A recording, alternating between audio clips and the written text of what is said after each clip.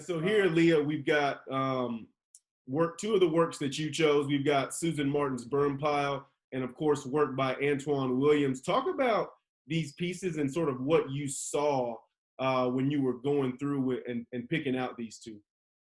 And before I even talk about these works, I do think that it is worth mentioning again that the overall pool that we looked at, submissions non-curated, was pretty amazing, I have to say. Like, there were some amazing works.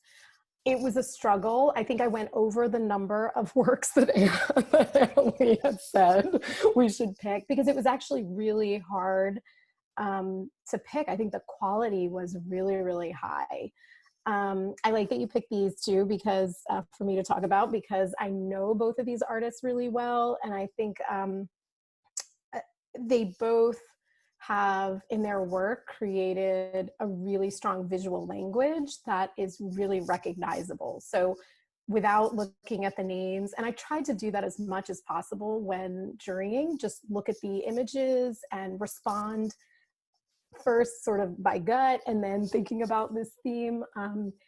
But I recognize these artists' works right away because I think they've done such an amazing job of creating a recognizable language, visual language, that they've been working on for a long time, but have also continued to evolve and develop and grow that visual language.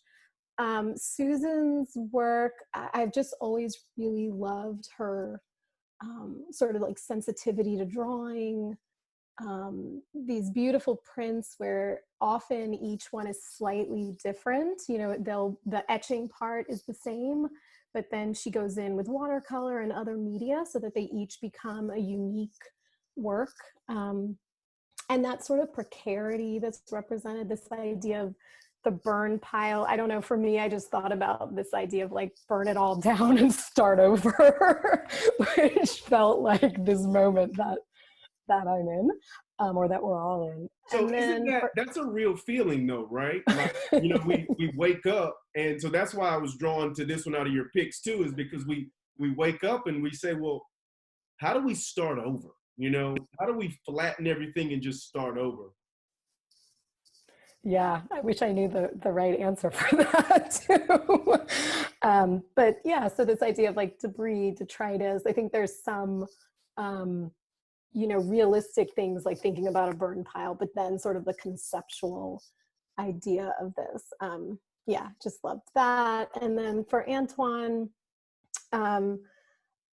this is a work for sure that I wish I could see in person, because I know both physically, like process wise, it's full of layers, and then conceptually as well. And I want to be able to read all of that text and figure out what he's trying to obscure and what he's trying to reveal.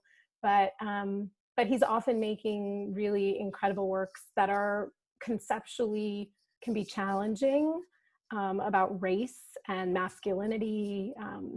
So I was drawn to both of these works, thinking about the moment that we're in, not just with the pandemic, but sort of politically and socially.